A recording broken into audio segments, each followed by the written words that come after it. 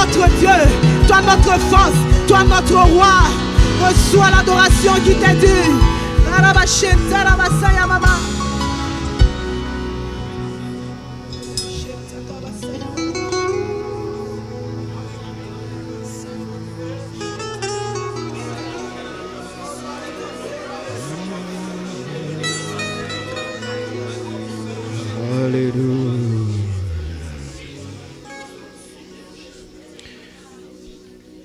Alléluia.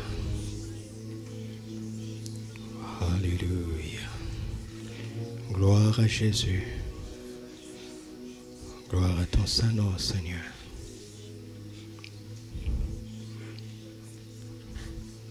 Gloire à ton Saint-Nom, Seigneur. Merci pour ta présence.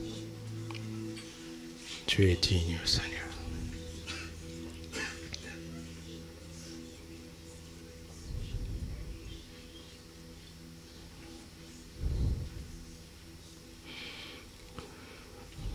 Père, nous glorifions le nom de Jésus, le nom que tu as souverainement élevé, au-dessus de tout nom, dans les cieux, sur la terre et sous la terre.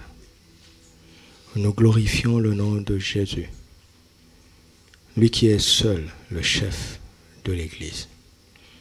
Nous glorifions le nom de Jésus, lui que nous reconnaissons comme notre seul Seigneur, comme notre seul Sauveur. Nous reconnaissons le nom de Jésus, lui à qui tu as donné tout pouvoir dans les cieux et sur la terre.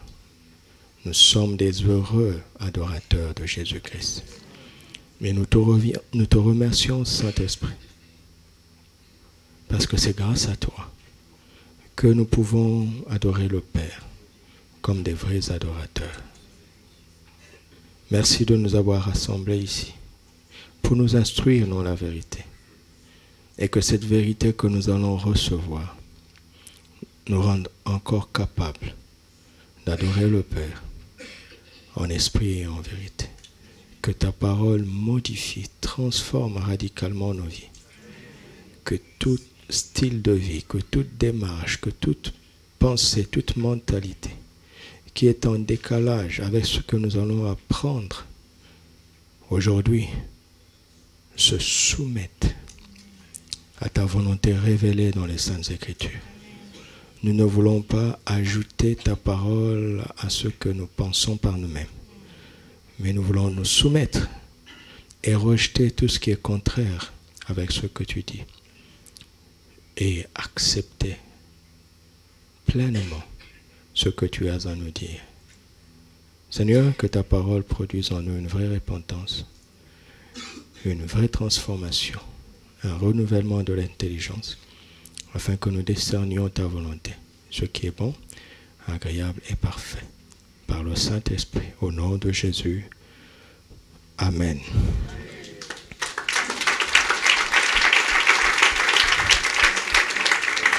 Gloire à Dieu. Vous pouvez allumer là-bas pour réfléchir.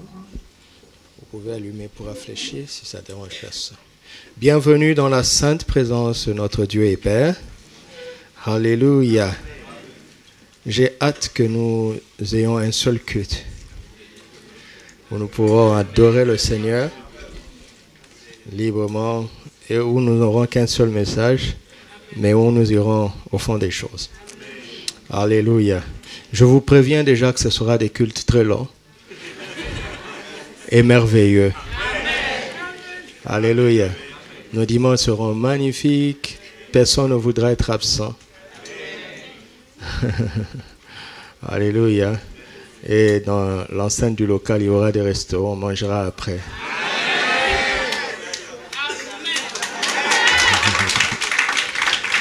Alléluia. Alors, cette semaine est une semaine spéciale parce que le Seigneur dit une parole et les messagères de la bonne nouvelle sont une grande armée. Et il y a un séminaire de femmes ici, séminaire spécial pour toutes nos sœurs, intitulé « Parle ». Ne te tais point. Car quoi? Les messagères de la bonne nouvelle. Est-ce que les frères ont le droit d'acheter et de porter ce t-shirt? Oui, parce qu'ensemble, nous sommes l'épouse du Seigneur. Ah oui, la féminité est un principe spirituel. Ce sera notre état final au ciel. Nous serons l'épouse du Seigneur. Alléluia, vous comprenez le langage, hein? L'humanité est un principe spirituel, le sang est un principe spirituel. Si c'est ta première fois de venir ici, c'est pas grave. Prends les enseignements du dernier séminaire que tu vas comprendre. Le lion est un principe spirituel, l'agneau est un principe spirituel. Vous vous en souvenez? Oui, c'est ça. C'est ça. En réalité, ensemble, nous sommes des messagères de la bonne nouvelle. Et nous sommes une grande armée. Alors, de manière particulière, nos sœurs vont le démontrer. Alléluia. Vous savez, il y a toujours été plus de femmes que d'hommes dans l'équipe de Jésus. Vous ne savez pas ça? Dans la chambre haute, il y avait 11 apôtres, quelques frères de Jésus, et le reste, c'était les femmes. Vous ne saviez pas, hein? Vous n'avez pas fait attention, hein? Ah oui. Bon, nous, on peut renverser ça, les frères. Bon, il n'y a pas de compétition en Christ, il n'y a ni homme ni femme. Mais ces principes-là sont intéressants. Pourquoi? Parce que les femmes, elles sont plus crédules, dans le bon comme dans le mauvais. Mais nous, on prend le bon. Vous ne saviez pas ça, hein? Vous emmenez un faux prophète ici. Non, pas ici. Il n'entrera jamais ici. Vous emmenez un faux prophète pour quelque part, les femmes seront beaucoup plus séduites que les hommes. Dans la chair, c'est comme ça. Mais quand on devient spirituel, on résiste à tout ça. Alléluia. Être assis pour un témoignage efficace. Être assis pour un témoignage efficace. Luc chapitre 8.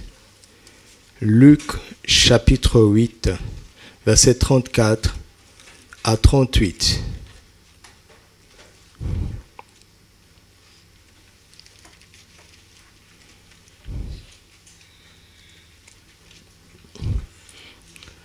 À cause du séminaire de femmes, notre réunion du mercredi, la réunion de tout le monde, cette semaine aura lieu le mardi, où je vais vous apprendre de manière pratique comment s'asseoir au pied du Seigneur tous les jours de manière quotidienne. Alléluia. Ce sera une réunion pratique, très pratique. Luc 8, 34 à 38. Je n'ai rien oublié. Hein? Pardon. Ah voilà, j'ai oublié quelque chose. Mercredi. Ceux qui les faisaient paître, voyant ce qui était arrivé, s'enfuirent et répandirent la nouvelle dans la ville et dans les campagnes. Les gens allèrent voir ce qui était arrivé. Ils vinrent auprès de Jésus et ils trouvèrent l'homme de qui étaient sortis les démons, assis à ses pieds, vêtu et dans son bon sens. Et ils furent saisis de frayeur. Regardons de nouveau. Ils vinrent auprès de Jésus et ils trouvèrent l'homme de qui étaient sortis les démons, assis à ses pieds, vêtu et dans son bon sens. La délivrance des démons est très importante. Mais si on s'arrête à ça, c'est dangereux. Parce que Jésus a dit ceci. Lorsqu'un esprit est chassé, il s'en va dans les lieux arides et il s'en va parce qu'il ne trouve pas de repos. Il prend 7 autres esprits méchants, plus méchants que lui, pour revenir là d'où il a été chassé. S'il trouve cette maison balayée, nettoyée, mais inoccupée, il entrera dans ce corps avec 7 esprits plus méchants que lui, et la dernière condition de cet homme sera pire que la première. La délivrance est une bonne chose, mais cet homme, après que les démons aient été chassés de sa vie par l'autorité du Seigneur, il est resté assis aux pieds du Seigneur, vêtu et dans son bon sens. Verset 36. Ceux qui avaient vu ce qui s'était passé leur racontèrent comment le démoniaque avait été guéri. Tous les habitants du pays des Géraséniens prièrent Jésus de s'éloigner d'eux, car ils étaient saisis d'une grande crainte. Jésus monta dans la barque et s'en retourna. L'homme de qui étaient sortis les démons lui demandait la permission de rester avec lui, mais Jésus le renvoya en disant « Retourne dans ta maison et raconte tout ce que Dieu t'a fait. » Il s'en alla et publia par toute la ville tout ce que Jésus avait fait pour lui. Amen. Jésus ne permit pas à cet homme de partir avec lui. On a chassé Jésus alors que Jésus venait de faire du bien à cette ville. Cet homme était la terreur de la ville.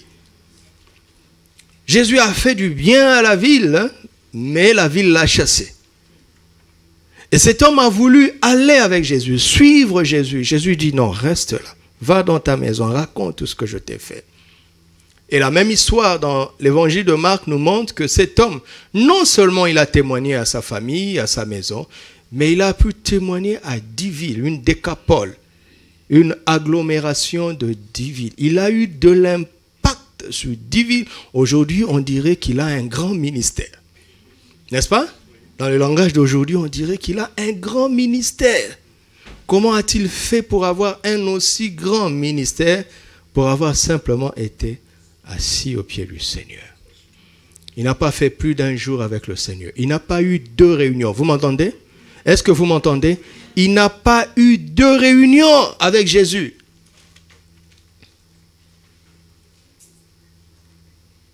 Combien de réunions avons-nous déjà eues?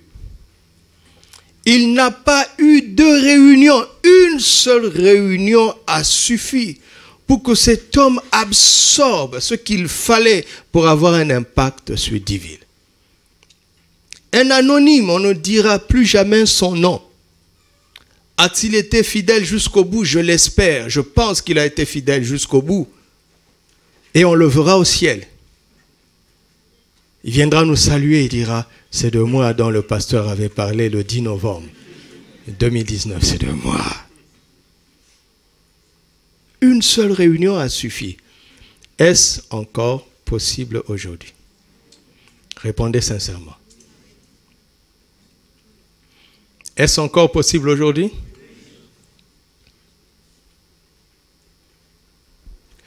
Il y a dans ce texte un cours d'école biblique pour apprendre pas seulement aux pasteurs, mais aux disciples comment gagner des villes.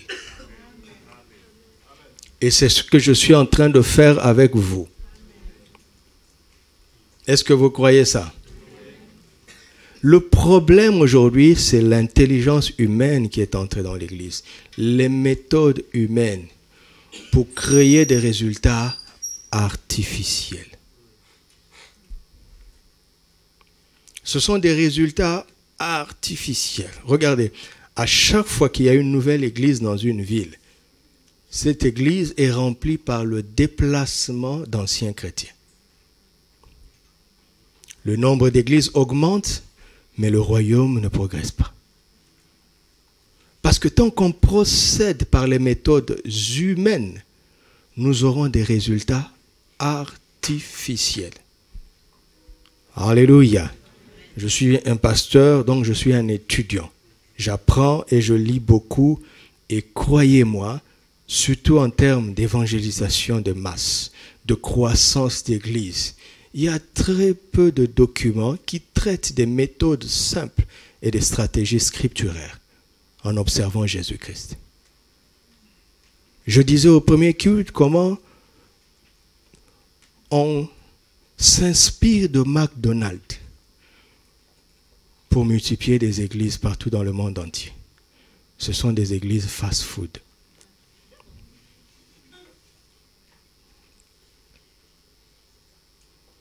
Un homme a dit que tu ne peux pas faire 1 kilomètre nulle part sans avoir la fiche de Coca-Cola.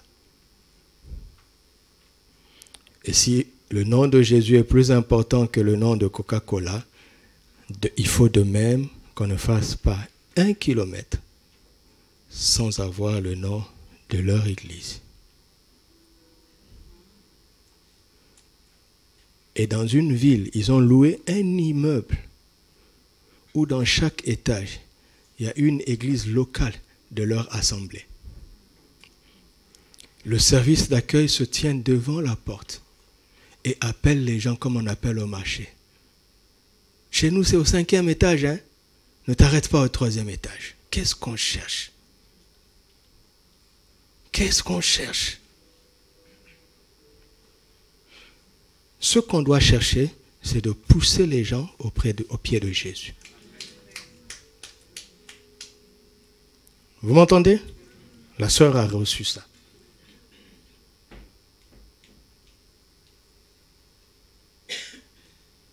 Qu'est-ce qui fait la gloire d'un ministère? Est-ce le nombre d'une église locale? Est-ce la multiplicité des églises locales? Jésus a laissé combien de personnes? 11. Bien sûr que Dieu veut que chaque humain sur la terre soit converti. D'accord? La croissance numérique est un élément très important. Mais ce n'est pas le premier élément.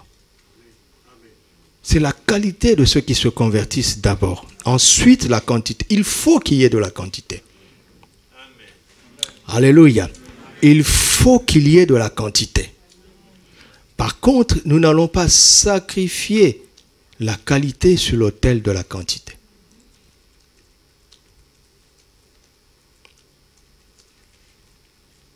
Nous devons pousser les gens au pied du Seigneur. Alléluia. Si vous changez d'église locale, ce n'est pas un problème.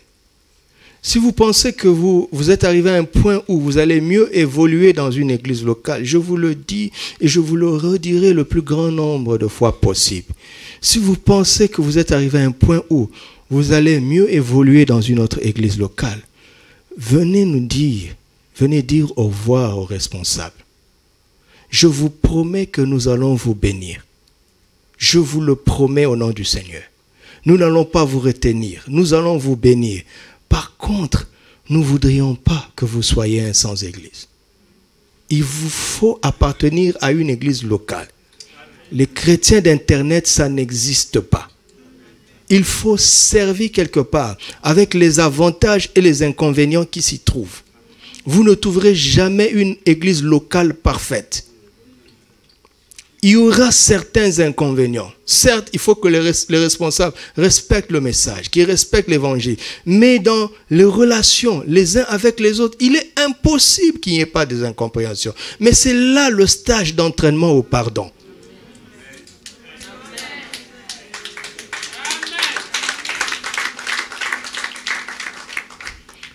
Il n'y a pas de chrétiens sur Internet. C'est pour ça que nous, on ne fera pas une offrande en ligne. En tout cas pour le culte. Il y aura peut-être un lien un jour si vous voulez participer. Mais l'offrande en ligne, dîme, non, on ne fera pas ça. Tu dois avoir une église locale où tu sers. Et ce n'est pas bien qu'un pasteur interdise aux membres d'aller ailleurs. Les brebis ne nous appartiennent pas. Vous ne m'appartenez pas. Mon sang ne peut pas vous laver. Mon nom ne vous donne pas l'autorité sur les démons. Ne priez jamais au nom du Dieu du pasteur Doudou. Au nom de Jésus, ça suffit. Amen. Même si je crois en Jésus, n'allez pas dire un démon au nom du Dieu du pasteur Doudou. Ça n'existe pas. Le nom de Jésus suffit. Amen. TPV, c'est une église locale. C'est un cadre. Ce n'est pas le ciel. Que vous apparteniez à cette assemblée, est-ce que ça me fait plaisir? Oui, parce que je crois servir Dieu. Je crois faire de mon mieux. Et je pense qu'il est bon que quelqu'un fasse partie de cette assemblée. Mais nous ne sommes pas la meilleure église. La meilleure église locale n'existe pas. Le meilleur pasteur, ça n'existe pas. Ça n'existe pas. Ça n'existe pas. Ça n'existera jamais. Il n'y a qu'un seul nom. Le nom de Jésus.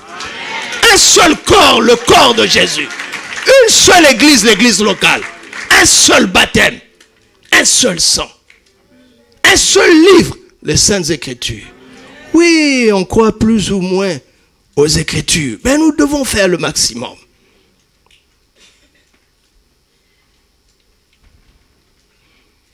Être assis au pied du Seigneur. Si je suis ici, franchement, si je croyais, si j'étais simplement membre de mon église locale, je ne serais pas ici aujourd'hui. Je ne serais même pas dans la foi. Mais parce que j'ai appris à être au pied du Seigneur. Si tu arrives à connecter quelqu'un à Jésus de manière personnelle, sans qu'il n'y ait plus besoin de toi, c'est là où tu as réussi. Regardez les enfants qui sont nés des familles chrétiennes.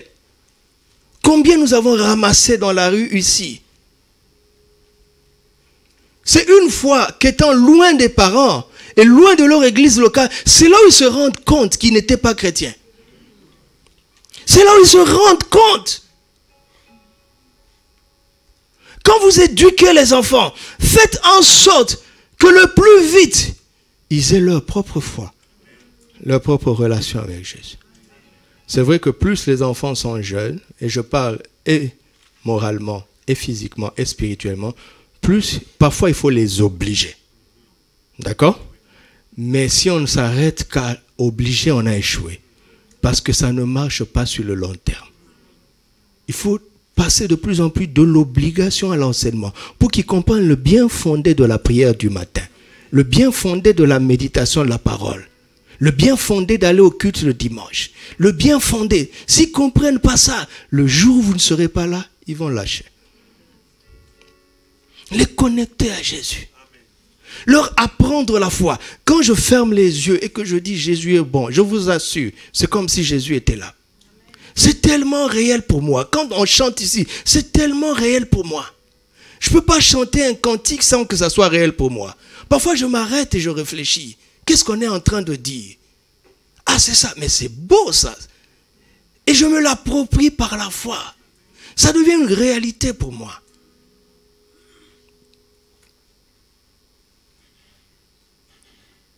Alléluia. Être assis au pied du Seigneur pour un témoignage efficace. Amen.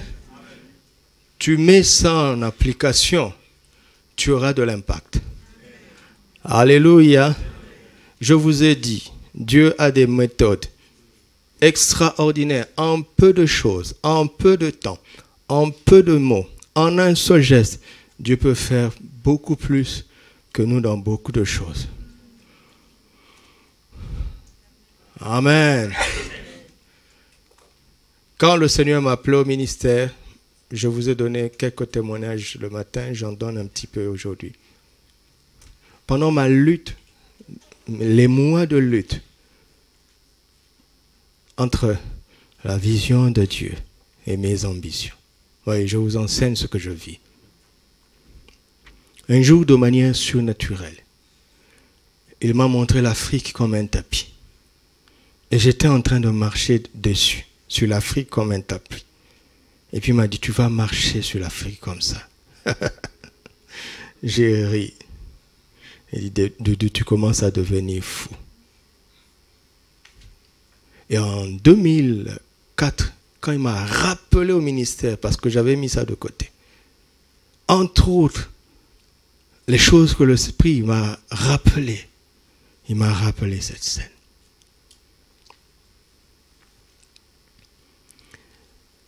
Cette fois-ci, ma foi avait grandi pour l'accepter. Et heureusement pour moi, je l'ai accepté. Mais je n'avais pas compris. Je me voyais, moi, quand j'ai accepté ça, voyager partout en Afrique. Parce que Dieu l'avait dit. Avant que je ne prenne mon premier vol pour retourner dans un autre pays que le Maroc, j'avais déjà marché sur 30 pays africains sans avoir quitté le Maroc. Il y a combien de nationalités ici? Et ce jour-là, quand l'Esprit m'a ouvert les yeux, j'ai vu que la parole s'était accomplie plus vite que je le pensais. Et dans une simplicité, sans argent, j'ai visité plus de 30 pays africains. Il faut faire confiance en Dieu. Vous savez, en termes d'évangélisation et de mission de toutes les nations, il y a des méthodes secrètes qu'aucun chrétien, qu'aucune église n'a découvertes jusque-là. Dieu en réserve pour nous. Ça va être époustouflant.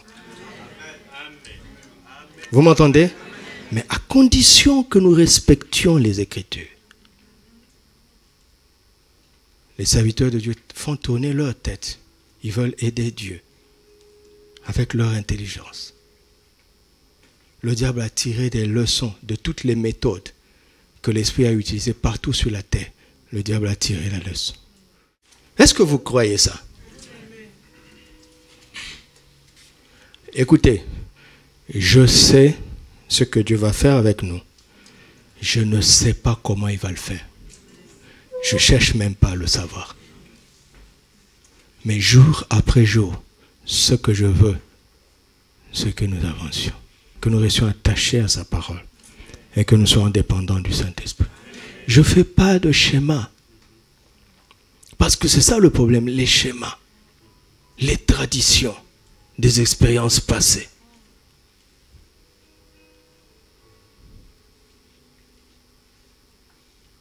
Alors pour gagner des villes, la première chose à apprendre à faire, c'est de s'asseoir au pied du Seigneur. Alléluia. S'asseoir au pied du Seigneur. Comment on le fait tous les jours? Mardi prochain, je vais vous l'apprendre. Mais nous sommes en train d'observer maintenant la vie de Jésus. Jésus ne te dira jamais de faire ce que lui n'a pas fait. Lui-même n'a pas fait. Une autre démarche, c'est de voir simplement où est-ce que Jésus était assis. Et il s'asseyait pourquoi? Afin que nous fassions tout simplement la même chose. Jésus s'asseyait pour écouter. Nous aussi, nous devons nous asseoir pour écouter. Jésus s'asseyait pour commencer. Nous aussi, nous devons nous asseoir pour commencer. Jésus s'asseyait pour enseigner. Nous aussi, nous devons nous asseoir pour enseigner. Revoyez le message, ils sont gratuits en ligne. Revoyez ça, réétudiez ça. En tout cas, si vous voulez servir Jésus dans plusieurs villes, réécoutez ça. Alléluia. Je ne cherche même pas à voir le nombre de vues. Ça ne m'intéresse pas. Ça ne m'intéresse pas du tout. Je vous dis ça pour vous-même. Jésus s'asseyait pour écouter, nous devons nous asseoir pour écouter. Jésus s'asseyait pour commencer, nous devons nous asseoir pour commencer. Jésus s'asseyait pour enseigner, nous devons nous asseoir pour enseigner. Et quelqu'un me dit, mais enseigner, c'est pour les pasteurs. Jésus a enseigné la femme samaritaine. Le témoignage personnel. Dans le témoignage personnel, tu dois maîtriser l'évangile et le transmettre de la meilleure manière. Parce que tu vas rencontrer les contradictions. Cette femme m'a posé des questions. N'est-ce pas? Cette femme m'a posé des questions. Mais plus tu connais l'évangile, l'enseignement des Écritures, c'est pour tout le monde. Dans le cadre du témoignage. Alléluia! Dans le cadre du témoignage. C'est pour tout le monde. Jésus a enseigné aux disciples. Il a enseigné à la foule. Il a enseigné aux individus. Tu n'arriveras peut-être pas au point d'enseigner aux disciples et à la foule. Mais aux individus, c'est pour tout le monde. Alléluia! Donc nous devons apprendre l'évangile, comprendre l'évangile. C'est très utile dans le témoignage. Parce que les gens vont nous contredire. Ils vont argumenter. Nous devons savoir répondre. Nous devons savoir répondre pour le salut des autres. C'est très important. Si vous imaginez quel privilège d'être utilisé par le Seigneur pour sauver ne fût-ce qu'une âme. Tu imagines au ciel, quelqu'un va venir t'embrasser et va te dire, c'est grâce à toi que je ne suis pas éternellement en enfer. Même si c'est une seule personne, ça vaut la peine, n'est-ce pas? Que quelqu'un t'embrasse pour te dire que c'est grâce à toi que je ne suis pas éternellement en enfer. Vous imaginez la personne qui m'a conduit à Jésus? quel bisou je veux lui donner au ciel et quel bisou vous tous vous allez lui donner au ciel. Vous imaginez le nombre de bisous éternels qu'il aura au ciel?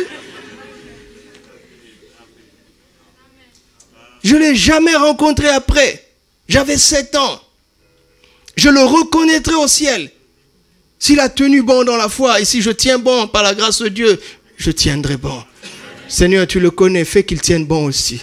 Vous imaginez, est-ce qu'il savait, quand il parlait à un enfant de 7 ans, est-ce qu'il savait ce qu'il était en train de faire? Savait-il qu'il était en train de parler à un futur pasteur?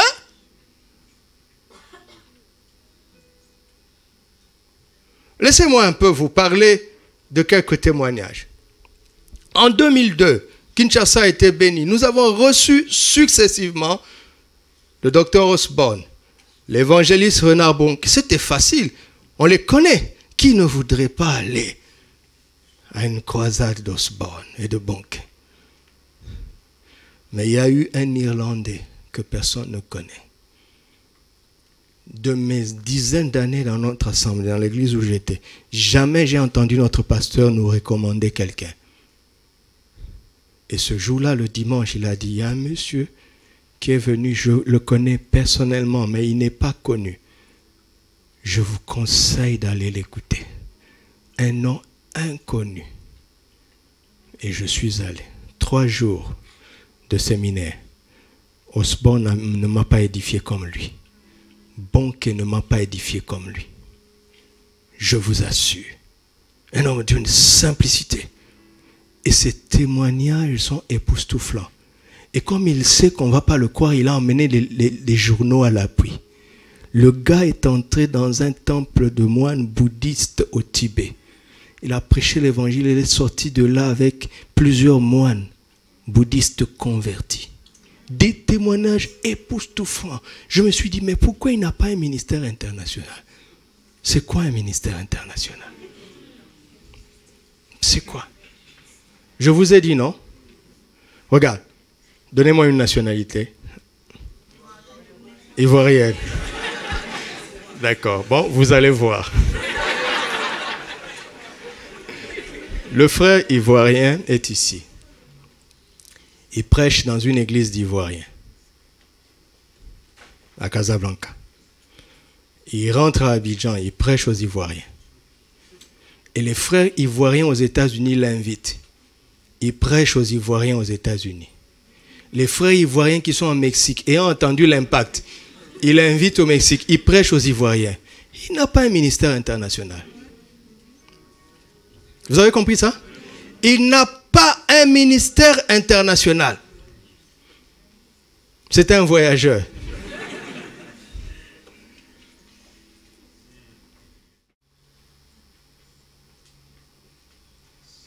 Mais comment on fait? Tout ce que je savais n'était pas applicable ici.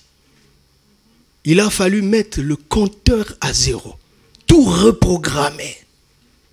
Il n'y avait aucune méthode applicable. Il a fallu redécouvrir l'évangile. Il a fallu refaire sa communion avec Jésus.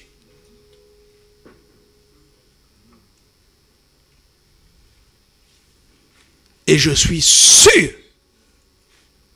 que celui qui se tient au pied du Seigneur ne peut pas échouer dans ce que Dieu lui demande de faire.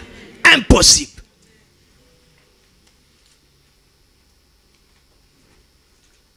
D'accord? D'accord. Nous allons voir 2 dernières choses qui faisaient asseoir Jésus. Vous savez, quand vous lisez la vie de Jésus, vous voyez que c'était un homme très occupé. Il allait de lieu en lieu, n'est-ce pas? Vous savez comment Dieu a oint du Saint-Esprit et de force. Le Seigneur Jésus qui allait de lieu en lieu, guérissant les malades et libérant tous ceux qui étaient sous l'emprise de l'ennemi, car le Seigneur était avec lui. Donc Jésus avait un emploi de temps chargé. Il avait beaucoup de choses à faire en 3 ans et demi seulement. Il n'avait pas de temps à perdre. Jésus n'avait pas une seconde à perdre. Quand vous lisez la fin de l'évangile de Jean, quand Jean ose dire que ce que Jésus a fait, d'accord, tous les papiers du monde ne suffiraient pas pour l'écrire. Prenez maintenant la quantité de son œuvre. Divisez cette quantité par 3 ans et demi. Vous aurez une idée de la charge de cet homme. De sa charge quotidienne. Mais vous savez quoi? Malgré cette immense responsabilité, l'homme savait s'arrêter, s'asseoir. Est-ce que tu entends la voix du Seigneur? Il a pu réussir parce qu'il savait s'arrêter, s'asseoir. Vous savez, avec un mot qui vient tout droit du ciel, tu peux accomplir un travail de 9 mois. Avec un mot. Avec une idée. Avec une stratégie. Alors il faut savoir s'asseoir pour cueillir ce mot-là. Le cueillir. Il faut savoir parfois perdre du temps dans la présence de Dieu pour le rattraper. N'est-ce pas? Regarde, Jésus nourrit une multitude et il oblige les disciples à aller dans l'autre bord pour se reposer. Ils montent sur la montagne pour prier. Mais ils vont arriver au même moment. Parce que la tempête va ralentir le progrès de la barque des disciples et même les mettre en péril. Jésus va venir marchant sur les eaux. Comment est-ce qu'il a pu faire ça? Jésus n'était pas du genre, bon, s'il veut, il marche sur l'eau. Non. Mais quand il a perdu du temps dans la présence de Dieu, Dieu lui a montré comment gagner du temps. Et Jean nous explique, Jean raconte à sa manière, ils sont arrivés au même moment. J'aurais aimé dire que Jésus est arrivé avant eux parce qu'il a prié. Non, Dieu n'exagère pas. Ils sont arrivés au même moment. Mais Jésus a gagné du temps. Et puis il a pris un moyen de transport écolo. Marchant sur les eaux. Bon, la barque est écolo aussi. Alléluia. Vous savez, parfois, il faut savoir perdre du temps dans la présence de Dieu. Vous allez en gagner, je vous assure. Mais pas perdre du temps pour perdre. Hein? Pas fuir les responsabilités sous prétexte que vous priez. Hein? Mais aller avouer son ignorance, son incapacité dans la présence de Dieu. Et il va te donner une idée. Alléluia. Alléluia. Matthieu chapitre 22, à partir du verset 41. Matthieu 22, 41.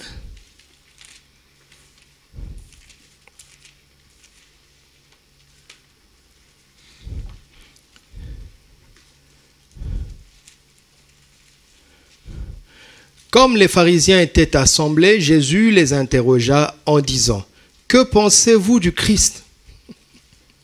De qui est-il fils ?» Ils lui répondirent, « De David. » Et Jésus leur dit, « Comment donc David, animé par l'Esprit, l'appelle-t-il Seigneur lorsqu'il dit, « Le Seigneur dit à mon Seigneur, assieds-toi à ma droite, jusqu'à ce que je fasse de tes ennemis ton marchepied. » Si donc David l'appelle Seigneur, comment est-il son fils?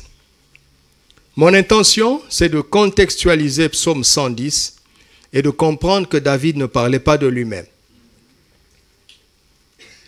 Le Seigneur dit à mon Seigneur, en fait David était en train de dire que Dieu dit à Jésus-Christ son Seigneur. C'est ce que Dieu le Père dit à Jésus-Christ. D'accord? C'est juste pour contextualiser. Maintenant, écoutons le message. Qu'est-ce qu'il lui dit? Assieds-toi à ma droite jusqu'à ce que je fasse de tes ennemis ton marchepied. Qui va le faire? Dieu. Et toi, qu'est-ce qu'il te reste à faire? Qu'est-ce qu'il te reste à faire? De t'asseoir à ma droite. En fait, il est en train de lui dire, apprends à ne rien faire, si ce n'est de t'asseoir à ma droite. Si tu oses faire ça, tes ennemis deviennent mes ennemis. Je veux te les soumettre, parce que moi, je sais le faire. Mais je ne vais pas le faire si tu ne t'assois pas à ma droite. C'est-à-dire, si tu n'apprends pas à te reposer sur moi, en me faisant confiance, parce que la droite est une position de confiance. Et vous voyez aujourd'hui, il y a certaines audaces de foi. On utilise le nom de Jésus pour combattre l'ennemi, qui sont en fait l'expression de notre manque de confiance en Dieu. Plus tu as confiance en Dieu, plus tu es dans le repos. C'est lui qui sait quoi faire avec tes ennemis. Écoutez-moi. Écoutez-moi. Vous m'écoutez? Vous savez, Dieu n'a pas suffisamment confiance en nous pour nous donner autorité sur nos ennemis. Je recommence. Dieu n'a pas suffisamment confiance en nous pour nous donner autorité sur nos ennemis. Écoute, le jour où quelqu'un vient s'humilier devant toi et te dire, je t'avais fait du tort, mais je vois que j'ai eu tort. Pardonne-moi. Le jour où quelqu'un vient se livrer sous ton pouvoir, tremble, tu es en danger.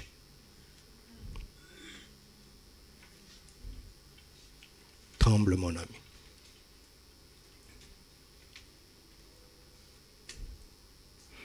Regarde. On a lapidé Étienne, n'est-ce pas? Avant de mourir, il a dit quoi? Pardonne-leur, ils ne savent pas ce qu'ils font. Je remets mon esprit entre tes mains. Si Étienne n'avait pas osé faire ça, nous n'aurions pas l'apôtre Paul. Parce que tous ceux qui ont lapidé Étienne avaient leurs vêtements dans les mains de Paul. Saul de Tarse était la synthèse de toute la haine qui s'abattait sur Étienne.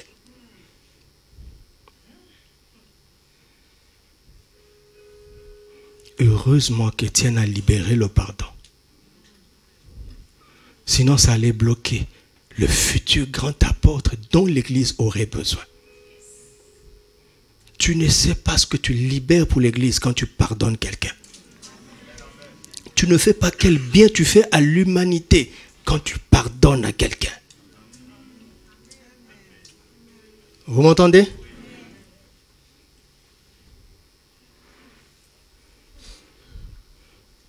Quand les gens commencent à venir s'humilier devant toi, ça veut dire que soit Dieu te taise, ou bien Dieu commence à te faire confiance. Vous savez, quand les gens vous font du tort, oubliez le tort. Notre adversaire est rusé. D'accord? C'est Dieu qui est en train de te tester. Il est en train de tester ta capacité de faire miséricorde. Ta capacité de continuer à aimer les gens qui vous font du tort. Oui, quand tu as eu cette lecture de la vie, tu te rends compte que ce problème est un stage. C'est un stage pour toi. Est-ce que tu m'entends? C'est un stage. À chaque fois que je vais au pied du Seigneur, on lui dit, regarde ça, regarde ça, regarde ça. Je finis toujours par oublier ceci ou cela. Mon cœur est devant lui. Un jour, j'étais en train de prier, l'Esprit m'a dit, dis-le. Il m'a dit, dis-le. J'ai eu peur. Je ne peux pas le dire. Il m'a dit, dis-le, dis-le. Et je l'ai dit. Il m'a dit, tu vois jusqu'où tu peux être, jusqu'où tu peux aller. C'est pour ça que j'ai permis ça, pour que tu te rendes compte. J'ai eu honte de moi. J'ai eu honte de moi. J'ai dit, Seigneur, comment une telle chose peut sortir de moi? Il dit, mais tu ne le savais pas. Béni soit cette personne qui m'a fait du mal. Amen, moi-même. Ça m'a appris. Vous savez, plus tu passes dans le feu, mieux ton caractère évolue. Ah. En fait, finalement, personne ne peut rien contre toi. Et le bien et le mal sont là pour t'améliorer. Si tu écoutes l'esprit. Mais le problème, c'est quoi? Dans les pires moments, on a tendance à parler aux hommes. À raconter, non. Tu vois, il m'a fait ça. Tu vois, surtout vous là. Vous mettez votre statut sur Facebook. Tu vois, c'est moi, je sais même pas ce que c'est que Facebook. Vous vous rendez compte comment je suis? Je sais même pas ce que c'est. Maman me dit parfois, quelqu'un met morose. Tu veux que le monde entier sache que tu es morose? J'ai dit, mais vous êtes comment? Expliquez-moi un peu. Nous, quand on grandissait à l'époque, tu n'exposes pas ça à tout le monde. Va parler à Dieu. Venez à moi, vous tous qui êtes fatigués et chargés. Et je ferai quoi? Et après, je fais quoi? Prends mon joug. Prenez mon joug. Recevez quoi? Ah, ouais. En fait, les fardeaux et la fatigue sont une opportunité pour recevoir une instruction. Moi, je finis toujours là-bas. Hein. Moi, je ne dis pas quoi, Seigneur, et tu deviendras milliardaire. Les pétrodollars saoudiens vont dire, ah bon? Et que dire de nous alors? Ce n'est pas ça l'évangile. Nous allons y arriver. En fait, la puissance de cet événement, assieds-toi à ma droite, je l'ai résumé en ceci. Jésus s'asseyait pour constater. Alléluia. Il y a des victoires que tu vas avoir pour lesquelles tu n'as rien à faire. Tu as 0% de participation. Ton seul succès, c'est d'arriver à rester assis. C'est ça ton combat. Parce que beaucoup de choses viendront te sortir de là. C'est ça ton combat. Et ce combat, c'est contre toi-même.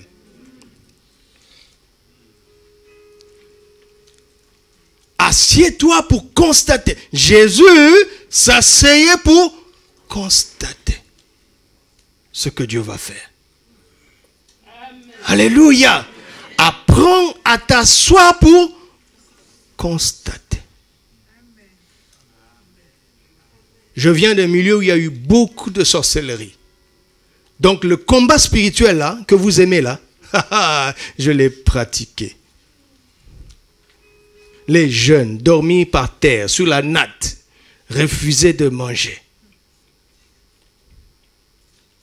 Jusqu'à ce que le Seigneur m'apprenne comment on demeure dans la position de victoire, parce que la victoire, on l'a déjà depuis la croix. Et quand j'ai accepté ça, je commençais à constater. C'est merveilleux et en même temps étonnant. Et ça te garde dans l'humilité parce que tu n'y es pour rien. Parfois ton jeûne y est pour quelque chose. Parfois ta prière y est pour quelque chose. La première fois où j'ai prié, je devais prêcher pour la réunion la plus importante à l'époque. Je n'avais jamais prêché à une réunion d'une telle ampleur. Et c'était une phase de ma vie où je m'entendais plus bien avec mon père. On a rarement eu d'incompréhension, mon père et moi, parce que c'est un homme, il ne force jamais personne. Mais là, il voyait qu'il me perdait. Parce que je priais trop, j'avais tout le temps la Bible. Je profitais des années blanches à l'école. À l'université, c'était des années blanches. Ce n'était pas ma faute, il n'y avait pas cours. Mais il voyait qu'il était en train de me perdre. Donc ça a été une période de tension entre lui et moi. Alors je devais prêcher à 18h. Il avait un chantier, la maison où ils habitent maintenant. J'avais déjà fait mon programme. Comment je vais prier pendant 6 heures d'affilée. De telle sorte que quand je sors de mon lieu de prière, là, je vais directement là, ils vont sentir le feu. Ils vont voir l'homme de Dieu qui arrive. Je ne vais ni manger ni boire. Vous savez, on avait des responsables, quand ils prêchent là, 24 heures, ils ferment la bouche. Tout ce que tu lui fais, il fait ça. Quand ils se lèvent, l'onction qui sort là, on a dit, ah, donc l'onction, ça vient comme ça. Mais les enfants, ils sont comme ça. Et nous, on avait mis l'onction sur fermer la bouche.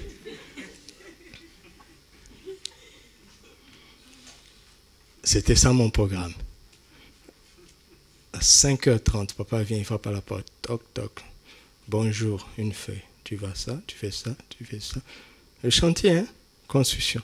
Tu vas acheter du ciment au centre-ville. Et puis tu vas à l'autre extrémité de la ville, pour ceux qui connaissent Kinshasa, à Kinsuka. Tu quittes Gombe jusqu'à Kinsuka pour acheter du sable. Tu achètes de la caillasse. Tout ça. 5 heures, ça ne suffit pas. Donc tout ce que j'avais à faire, c'était de synchroniser tout ça pour ne pas être en retard. Et avoir au moins 1 heure. Et tu sais, quand tu jeûnes, en soulevant des sacs de ciment, à 14 heures, j'ai dit, mon frère, arrêtons-nous là-bas. On a mangé. Ben oui.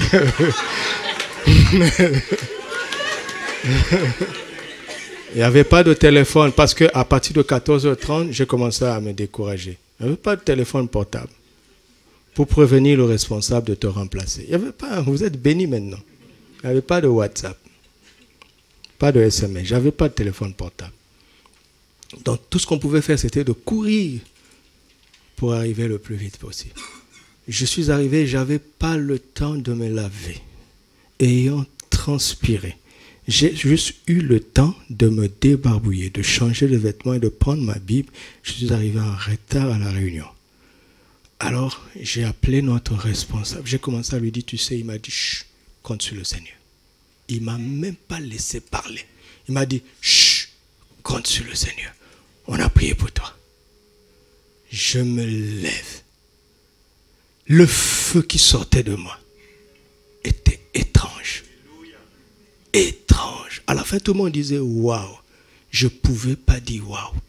J'avais pas prié. J'avais rompu mon jeûne. J'avais rompu mon jeûne à 14 heures. Je ne pouvais pas dire waouh. J'ai compris que je n'y suis pour rien. J'ai constaté avec eux ce qui sortait de ma bouche. Vous voyez, non? Quand je parle comme ça, là, où est-ce que je prends ça? Je constate avec vous ce qui sort de ma bouche. Il a dit à Abraham, je te ferai, être assis pour constater la fin du jeu humain, pour entrer dans le jeu divin. Plus tu cours, plus ton jeu gonfle. Tu m'entends? Il y a un élément que l'Église n'a pas compris. Cet élément s'appelle la chair. Dites-moi, quand la Bible parle de la chair, nous ne marchons pas selon l'esprit. Nous marchons selon...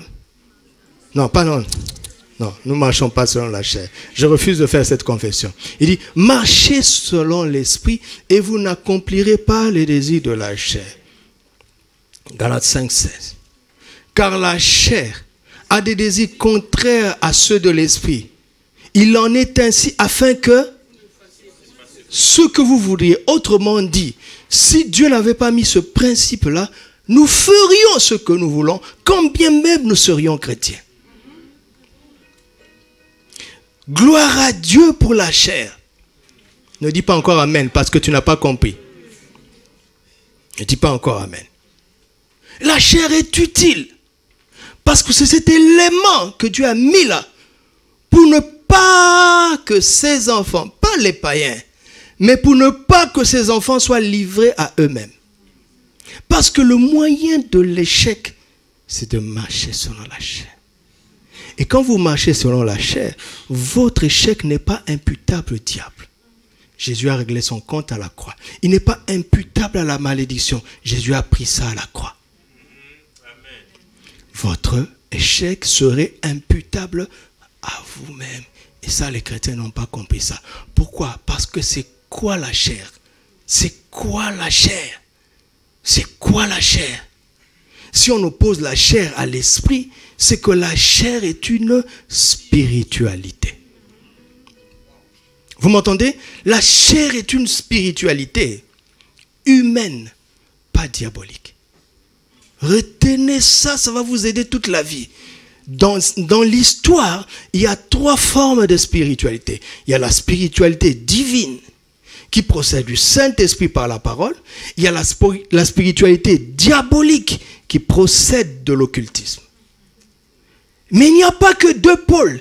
Il y a au milieu une spiritualité charnelle qui concerne les enfants de Dieu, ceux qui sont nés de nouveau, qui ont le Saint-Esprit en eux, mais qui choisissent non pas de marcher selon le diable, ni selon l'esprit, mais selon eux-mêmes. C'est une spiritualité humaine qui n'est pas inspirée par le Saint-Esprit. Et même c'est faible de dire, c'est peu de dire que ce n'est pas inspiré par l'Esprit. C'est une spiritualité humaine qui est ouvertement rebelle à l'Esprit. Ouvertement, consciemment. Quelqu'un est charnel quand il choisit de faire ce qu'il sait qu'il ne doit pas faire. Il n'est pas ignorant. Celui qui agit par ignorance n'est pas charnel. Vous m'entendez? Regardez la liste de désirs de la chair. Regardez la liste de désirs de la chair. Et quand je défie un seul enfant de Dieu qui va oser lever la main et dire qu'il ne savait pas que c'est mal. Je défie un seul enfant de Dieu qui va oser lever la main et contredire et dire je ne savais pas que l'impudicité c'est mal. Même si tu vis dans Sodome et Gomorrhe, si tu es né de nouveau, tu le sais intérieurement que c'est mal.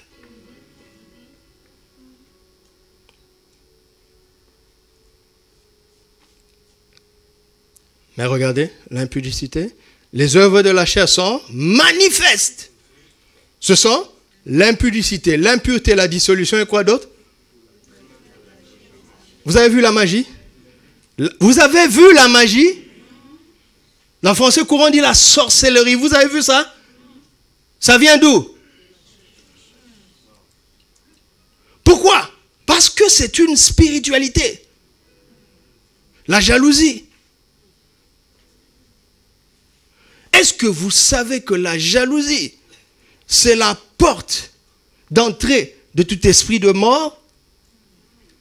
Caïn a tué Abel par quoi? D'où lui est venue l'inspiration du meurtre? Il n'avait jamais vu, jamais personne tuer quelqu'un. D'où lui est venue cette inspiration inédite? Comment a-t-il fait pour être un pionnier de tous les criminels de l'histoire? Par l'accès à la jalousie. Et la jalousie a ouvert la porte à une spiritualité ouverte. Regarde, Dieu a prévenu Caïn, n'est-ce pas? Est-ce que Dieu a prévenu Caïn ou pas? Donc Caïn était conscient. Mais il a choisi de désobéir volontairement. Oui ou non? N'est-ce pas ça être charnel?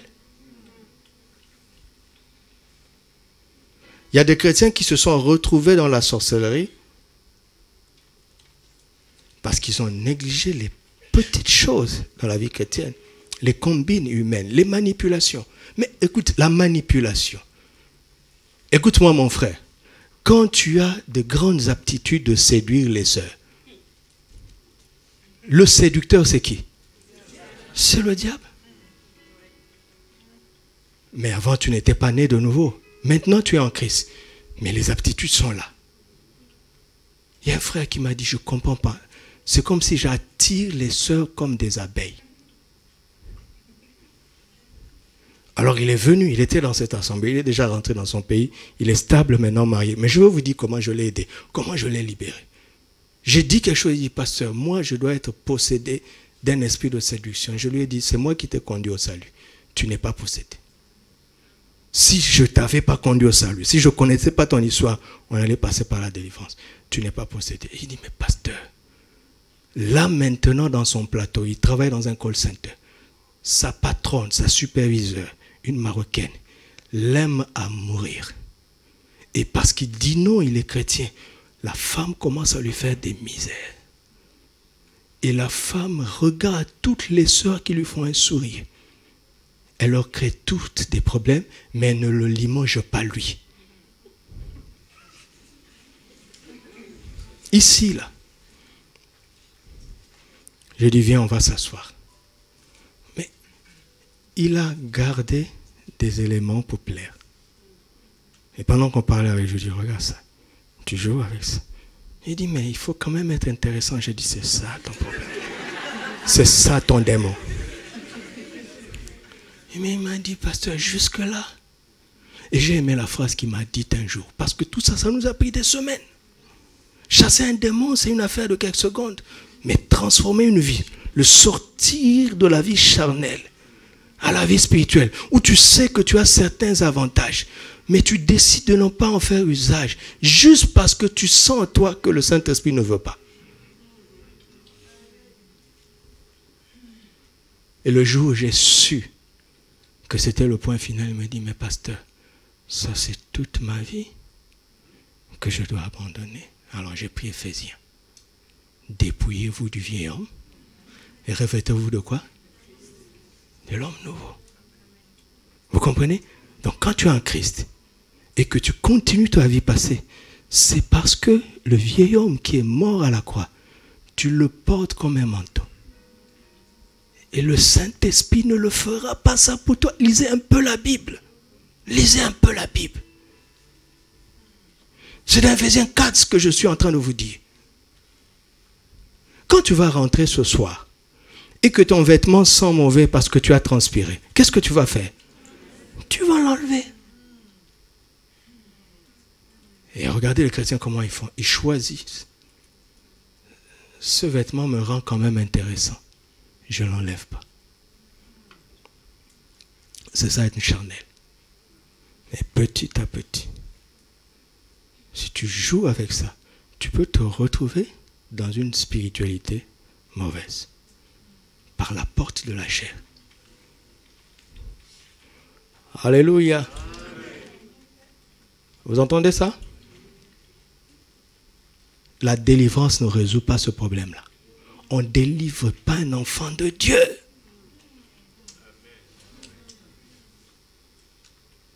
Mais on doit le mettre face à lui-même et lui dire, vous savez, la chair est intéressante. Ce sont des choses qui plaisent. Des choses auxquelles on s'affectionne tout en sachant que c'est mal. Il faut une décision. Vous m'entendez? Et tu n'y arrives pas, hein, si tu ne sais pas t'asseoir pour renoncer à ta capacité, pour renoncer à ton estime personnelle, pour renoncer à ton orgueil. Vous savez, quand quelqu'un t'insulte, il dit vrai. Vous ne saviez pas ça? Vous ne saviez pas, hein? Si quelqu'un te dit tu ne vaux rien, Jésus l'avait dit avant, sans moi vous ne pouvez rien faire.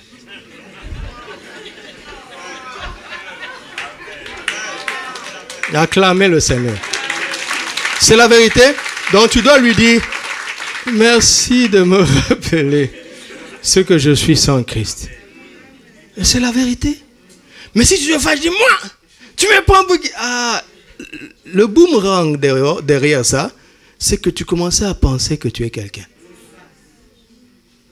C'est ça. Alors parfois Dieu enlève un peu la protection. Il dit, fouette-le un peu. Parce qu'on lui a tellement dit qu'il est la tête, il commence à marcher. On n'est rien du tout. Sans Christ. Je dis bien sans Christ. Mais en lui, on vaut quelque chose. En lui. Regarde. Réfléchissez un peu. Pourquoi Dieu a décidé de te pardonner de tous tes péchés avant que tu commettes un seul, que tu en prennes conscience et que tu te répandes? Pourquoi il a fait ça? Pour que tu ne sois même pas orgueilleux de ta repentance.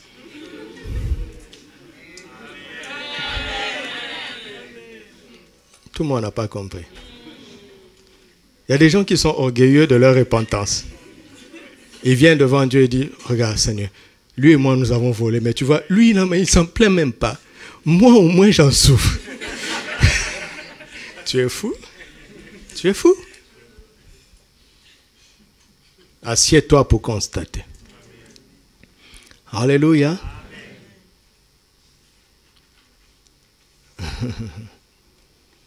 Tout ce qui t'arrive de difficile doit te pousser à ses pieds. D'accord? Et quand tu passes du temps dans la présence de Dieu, il y a un entretien, il y a un dialogue, il y a une formation. Où il te montre que tu n'as pas à avoir peur de l'adversité, mais mon enfant, tu ne vaux pas mieux qu'eux. Mais voici ce que je veux réparer en toi. Et vous savez quoi? Il fait la même chose chez ceux qui te font du mal. Vous ne saviez pas ça? Il parle à la conscience et au cœur de tout le monde. Mais tout dépend de ceux qui acceptent la leçon.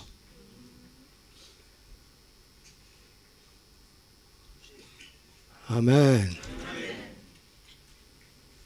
Et enfin, Jésus s'asseyait pourquoi? Enfin, Marc chapitre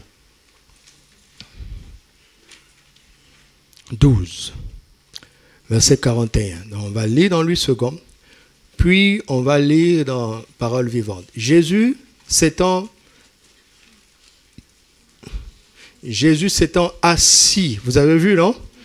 Vis-à-vis de quoi?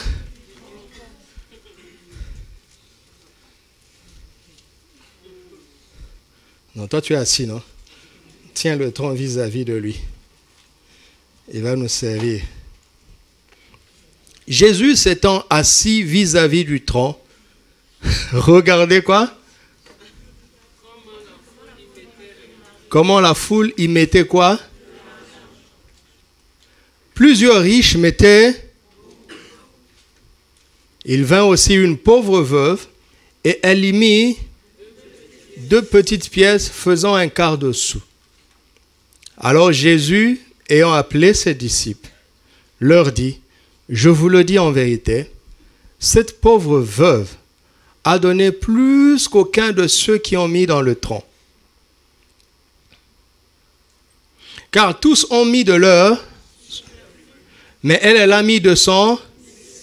Et c'est quoi son nécessaire? Tout ce qu'elle possédait, tout ce qu'elle avait pour vivre. Parole vivante. 41. Puis Jésus s'assit en face du tronc et observa. Vous avez vu là où je trouve le verbe? Observa les gens qui y jetaient leur offrande. Beaucoup de riches y avaient déposé de fortes sommes d'argent. Vous entendez? Quand arriva une veuve, une pauvre veuve, elle y mit 2 piécettes de cuivre valant quoi? Ah, vous comprenez, non? Des pièces jaunes.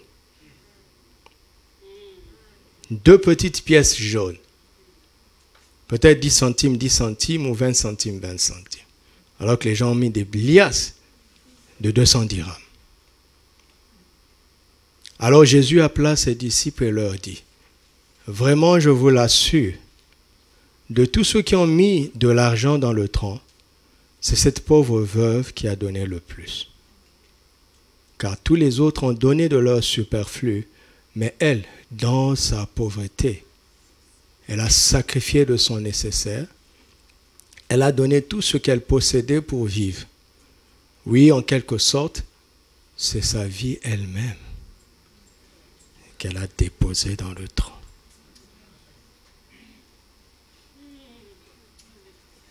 Merci.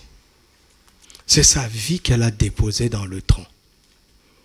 Vous savez, rectifions. Ces centimes-là pouvaient acheter un repas. Ce n'est pas comme les centimes d'aujourd'hui. Parce que Jésus parle de ce qu'elle possédait pour vivre. C'était le strict minimum pour un jour. Mais elle a déposé sa vie dans le tronc. Et Jésus est une personnalité étrange. Vous vous rendez compte? En plein culte, si Jésus vient ici physiquement, où est-ce qu'il va aller s'asseoir? À côté du prédicateur? À côté du conducteur de louange? À côté de celui ou celle qui prophétise? Répondez. Il va aller s'asseoir en face du panier des offrandes.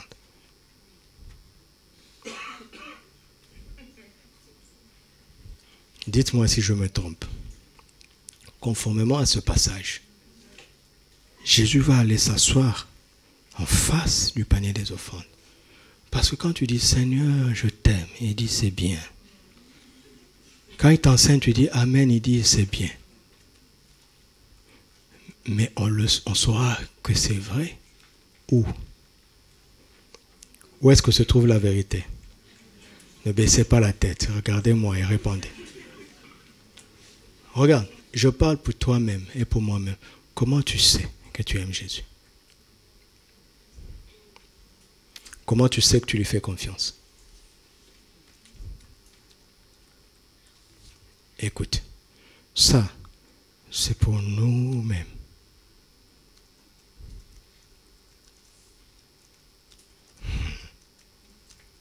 Comment je fais pour savoir si je l'aime?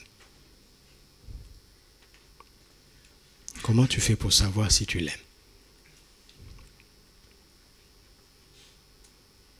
Lui, il sait comment il fait pour savoir et pour nous le montrer.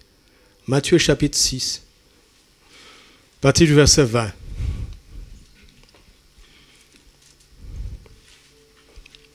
Mais amassez-vous des trésors dans le ciel, où la teigne et la rouille ne détruisent point, et où les voleurs ne percent ni ne dérobent. Car là où est ton, là aussi sera, là où est ton trésor, là aussi sera ton cœur. Si tu veux savoir où se trouve ton cœur, cherche à savoir où est ton trésor. Et ton cœur est là-bas, automatiquement. Verset 22. L'œil est la lampe du corps. Si ton œil est en bon état, tout ton corps sera éclairé. Mais si ton œil est en mauvais état, tout ton corps sera dans les ténèbres. Si donc la lumière qui est en toi est ténèbres, combien seront grandes ces ténèbres? Nul ne peut servir deux maîtres, car où il haïra et aimera, où il s'attachera à l'un et méprisera l'autre. Vous ne pouvez servir Dieu et maman, mets ça dans la version du semeur. Verset 24. Vous ne pouvez servir Dieu et l'argent. Vous avez vu ça? Vous ne pouvez servir en même temps Dieu et l'argent.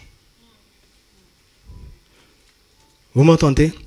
Écoutez Jésus. Jésus dit qu'il n'y a que deux maîtres. Pas Dieu et Satan,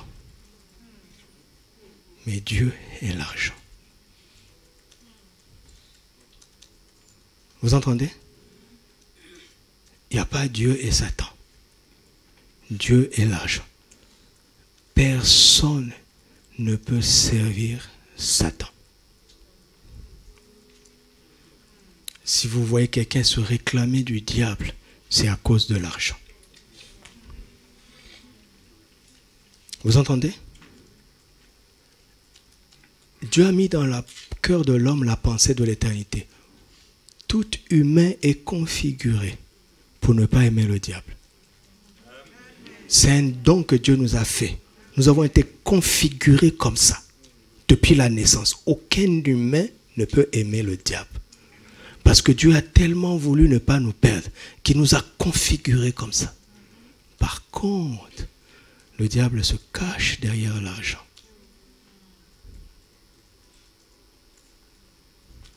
Pour nous empêcher d'aimer Dieu, puis de nous attacher à Dieu. Et à cause de cela, on va le servir. Vous voyez? Donc le service est le résultat de quoi? De l'amour, puis de l'attachement. Il n'y a que deux maîtres, Dieu ou l'argent. Alors pour réussir le service, il faut d'abord aimer le maître et t'attacher à lui.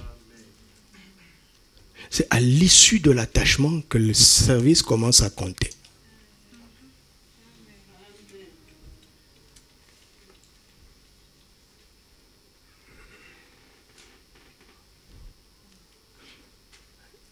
Regardez.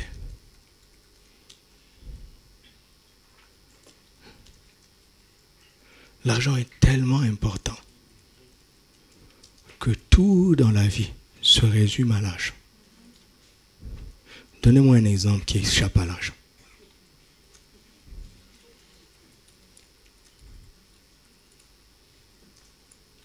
Tout ce qu'on fait dans la vie naturelle, c'est pour l'argent.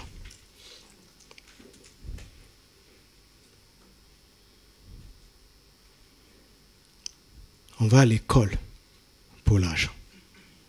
On travaille pour l'argent. Si tu refuses l'argent, tu es foutu. Qu'est-ce que tu vas faire? Et quand on est jeune, et quand on n'est pas suffisamment riche, on ne connaît pas très bien la puissance de l'argent. Mais quand on commence à être béni financièrement, on se rend compte que l'argent est très intéressant. Qui peut me dire le contraire? Même pour faire l'église, à la fin du mois, il faut l'argent. L'argent est présent dans chaque seconde de la vie.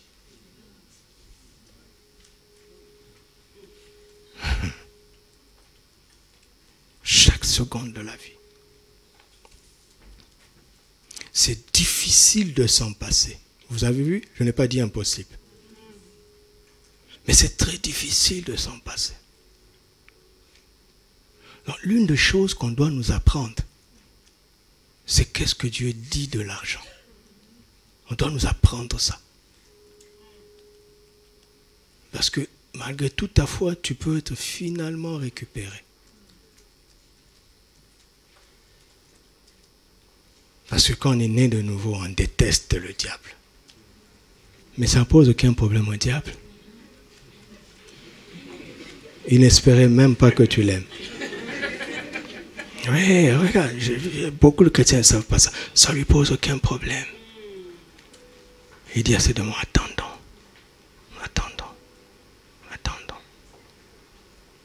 J'étais dans une conférence où un grand pasteur qui a 40 ans de ministère, quand quelqu'un lui a parlé de moi, et puis il m'a appelé, il est venu à l'hôtel où j'étais, il m'a appelé, il m'a dit, mon fils, il y a une seule chose que je peux te dire après mes 40 ans du ministère, c'est l'importance de l'argent pour réussir. Tu es déjà dans un pays arabe, utilise ta foi pour commencer une église en Arabie Saoudite. Parce que là-bas, les dîmes sont excessives. Ça, c'est ce que moi, j'ai vécu personnellement. Quand il est sorti, j'ai dit, Seigneur, c'est tout ce qu'il trouve à me dire.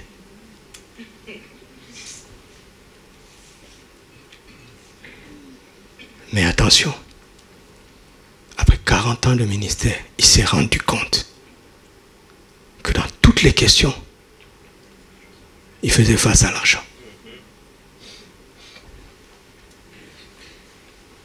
Dis-moi, où est-ce que tu ne fais pas face à l'argent? Dis-moi. Dis-moi. Vous savez, quand tu es seul, c'est facile. Hein? Oh, je te suivrai, Jésus. Je te suis. Là où tu es, 18 ans. Je te suis, 24 ans. Je te suivrai, Jésus, 26 ans.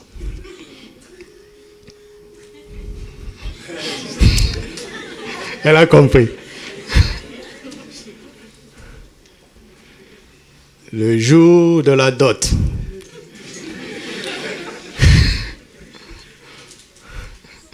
Le parent est un frère de l'église.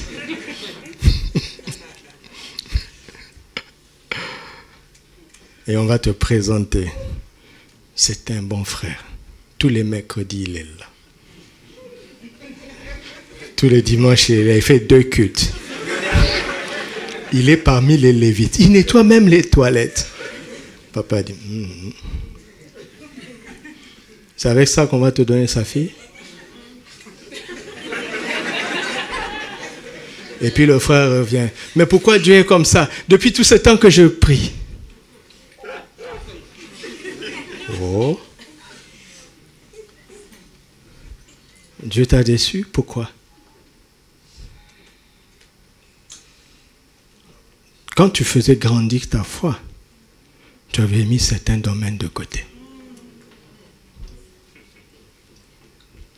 Et à chaque fois, malgré tout ton service, quand le passé d'offrande passait, le panier d'offrande, Jésus venait regarder. Et il voyait que tu ne l'aimes pas. Ou bien que tu ne l'aimes pas assez. Personne ici ne savait. Mais Jésus le savait. Parce que si on te rejette, parce que tu manques d'argent, tu ne vas pas faire de crise si tu aimes Jésus. Tu m'entends? Alors qu'est-ce qu'on doit faire?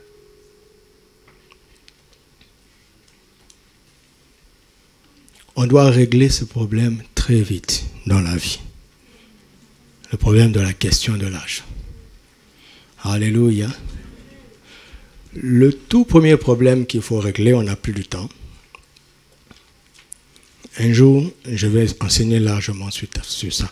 Le tout premier problème qu'on doit régler, c'est la question de l'amour de l'argent. 1 Timothée 6,10. Pourquoi? Parce que l'amour de l'argent, c'est la racine de tous les maux. D'accord? On n'a pas dit le besoin d'argent. Vous m'entendez? Pas le besoin. Parce que le besoin d'argent va te pousser à l'effort. Va te pousser au travail. Ok? Mais ton cœur, il est pour Dieu. Ton service est pour Dieu. Tu sais, si tu es attaché à Dieu, quand, après que Dieu t'ait béni par ton travail, tu trouves toujours la force de le servir. Si à cause du travail, tu n'as plus la force de le servir, tu es sur une pente glissante. Vous comprenez ça? C'est très concret parce que chacun doit se surveiller. L'argent a une telle puissance qui peut ravir ton cœur. Parce qu'il te rend opérationnel dans la vie naturelle. Dans tout. Ecclésiaste 10, 19. L'argent répond à tout. L'Ecclésiaste l'a dit.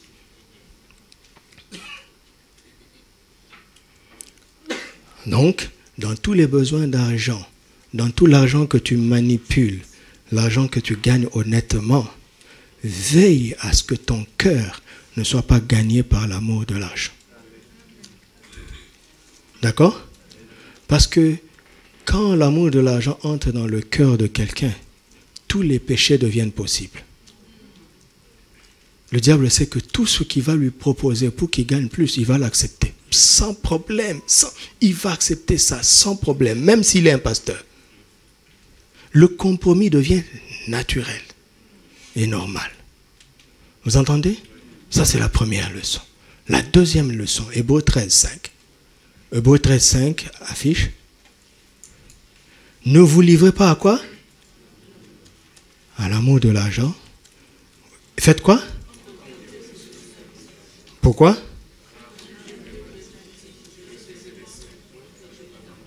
Vous voyez ça? Donc la deuxième clé, c'est le contentement. Vous savez, avant d'avoir plus, parce que nous avons besoin d'avoir plus, à cause des responsabilités qui augmentent. Mais à chaque fois que tu veux prier pour avoir plus, et que tu veux agir pour avoir plus, mon ami, écoute-moi, je t'en supplie, je te parle de tout mon cœur. À chaque fois que tu veux prier pour avoir plus, à chaque fois que tu veux agir pour avoir plus, réponds d'abord à la question. Comment tu vis ta condition actuelle? Si l'étape actuelle ne t'a pas appris le contentement, tu es en danger quand tu auras plus. Et d'ailleurs, tu te rendras toujours compte qu'en ayant plus, ça ne suffira pas. Et tu auras toujours besoin de plus. Et de plus, c'est une quête effrénée. Ça ne s'arrête jamais. Le contentement. Alléluia. Le contentement.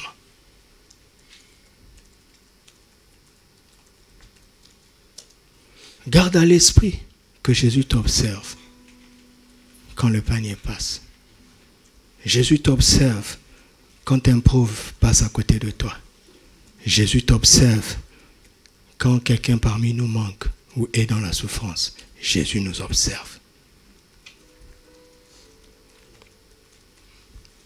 Il s'assoit pour observer ça. Alléluia. Après que tu aies donné le panier d'offrande, quand tu t'assois, réfléchis. Est-ce que c'est le superflu ou c'est le nécessaire? Ça sauve les vies. Vous m'entendez? Surtout ceux qui ont trop manqué à un moment donné. Regarde. Quand quelqu'un dit « j'étais très pauvre, maintenant il m'a enrichi », ça c'est pas le témoignage. Ça c'est ton histoire. Vous savez, non? Le témoignage c'est pas ça. Sinon les gens vont se fixer sur ton confort matériel.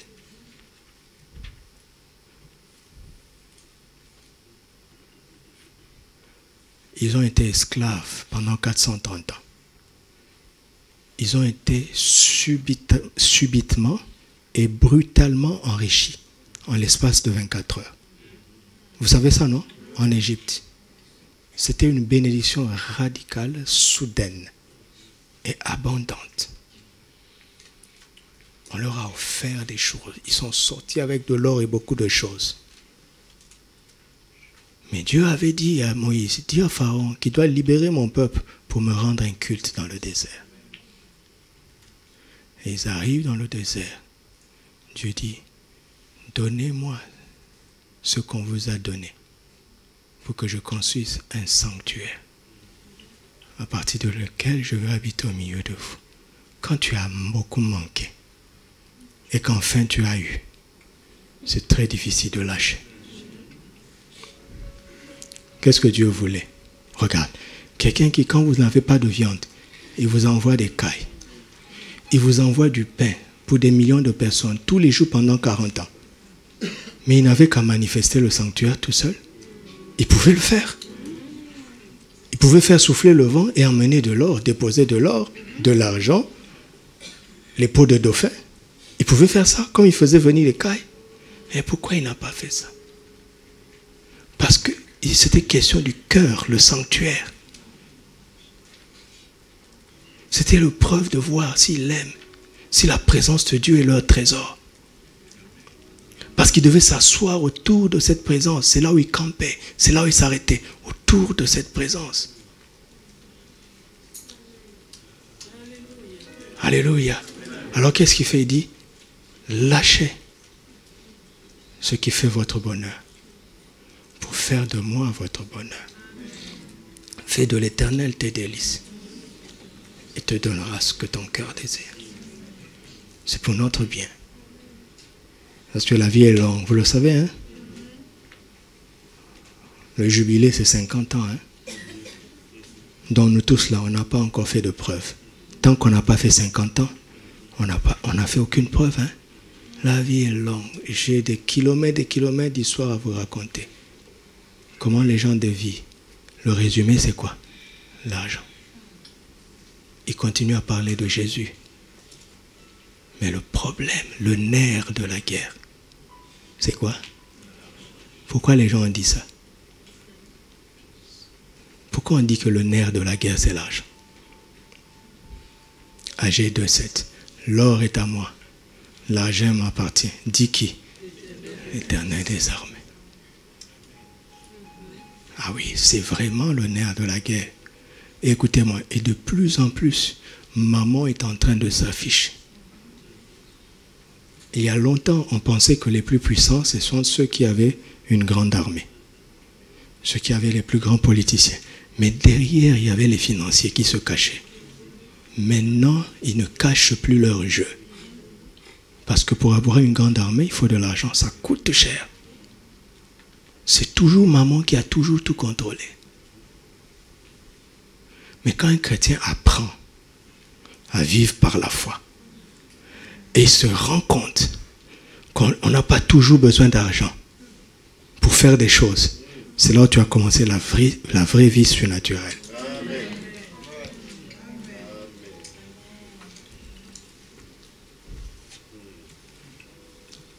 Vous connaissez un endroit où Jésus a acheté quelque chose? Ils sont venus dire à Jésus, où achèterions-nous Vous n'avez pas besoin. Ils avaient une caisse pour les pauvres. Jésus avait l'argent, mais il vivait au-dessus de ça. Un jour, tu comprendras pourquoi Dieu t'a donné ces moyens. Mais tu dois vivre au-dessus de ça. Que tu y arrives au nom de Jésus. Ah, éduque-toi, discipline-toi. De temps en temps, j'enseignerai un peu sur l'argent, parce que c'est très sensible. J'ai appris beaucoup de choses par mon père, qui était un banquier. J'ai appris beaucoup de choses. J'ai vu beaucoup de choses. Ça m'a préparé. D'accord? D'accord. Père, je te confie ce peuple qui s'asseoit à tes pieds pour constater chaque jour comment tu fais de tous leurs ennemis leur marchepied. Père, je te prie, je te confie ce peuple afin qu'il soit chaque jour conscient que tu observes comment ils apportent dans ta maison, comment ils partagent à ceux qui manquent et comment ils donnent aux pauvres. Père, voici nos cœurs. Garde-nous de l'amour de l'argent, mais que nos cœurs soient tout entiers à toi, attachés totalement à toi, parce que nous vivons pour te servir. Nous ne servirons jamais maman, mais c'est toi que nous allons servir. Alors protège-nous tous les jours de la cupidité. Apprends-nous chaque jour le contentement. À tes pieds, nous allons apprendre ces choses de mieux en mieux. Et je te remercie pour la grâce de la vie de Jésus et des Saintes Écritures que tu nous donnes de méditer. Que ces choses fassent partie de nos vies et qu'elles nous transforment totalement et définitivement. Au nom de Jésus, Amen. Vous êtes bénis. Amen.